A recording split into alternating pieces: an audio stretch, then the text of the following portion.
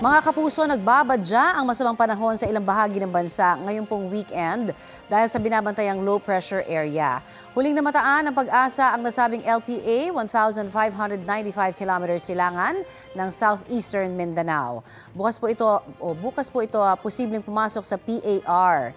Hindi inaalis ang posibilidad na ito'y maging bagyo na tatawaging Bagyong Kabayan, ang unang bagyo ngayong pong Disyembre. Sa darating na linggo, lalapit po ito at magpapaulan sa ilang bahagi ng Visayas at Mindanao. Sa ngayon, wala pang epekto sa lagay ng ating panahon ang nabanggit na LPA.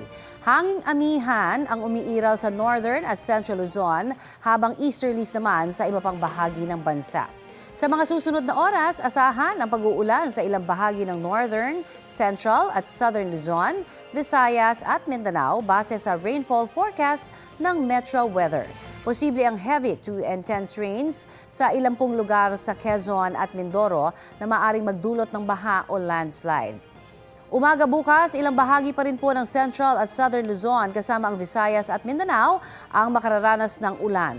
At pagdating po ng hapon, uulanin na rin ang malaking parte ng Northern Luzon.